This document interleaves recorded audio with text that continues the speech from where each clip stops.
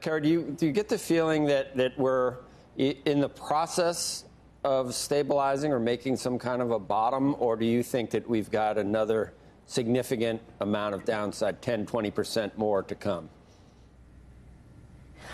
Well, of course, that's the big question, and we don't like to predict markets. I would leave that to Scott Minerd, who went to a very advanced grade school where they did those trains colliding at what time questions when he was that young. But we would say that at 3,900, of course, there might be downside. A lot of people have said 3,400. And if you think about that level on the S&P, it's exactly where we were in March of 2020, when we were looking into an abyss of, closing the world and the end of society and whatever could possibly happen. That was March 24th of 2020.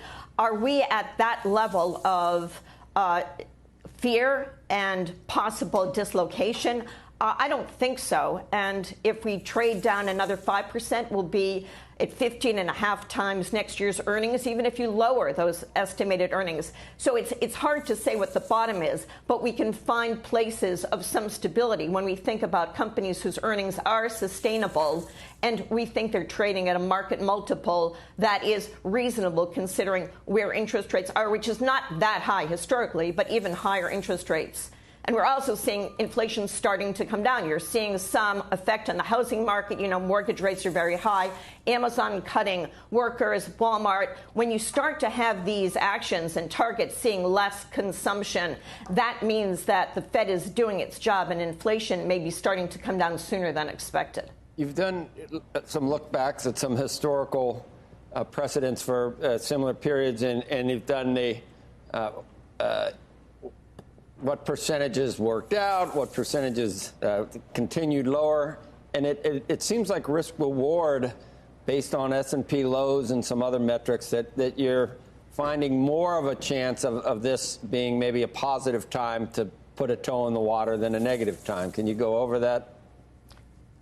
Sure, exactly. Well, I took some data from William O'Neill, their technicians, and if you look at the last couple of months, the change between the high and the low of the day is about 2% on average every day over the last 2 months. That's double the 10-year average. And if you look over time, if you look at over 20 years of data, what happens in the subsequent 6 months?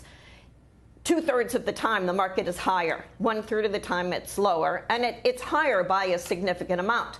Now, that doesn't mean it's going to happen for sure, but yes, the odds right now are in favor of there being a rally, just because of what has happened in the extreme amount of movement every day that we've seen. As many people have said, you don't have to watch your screen until the last 10 minutes because that's where you find out what the market is doing, not by watching all day. And that amount of extreme dislocation and sort of trading around the open is unusual.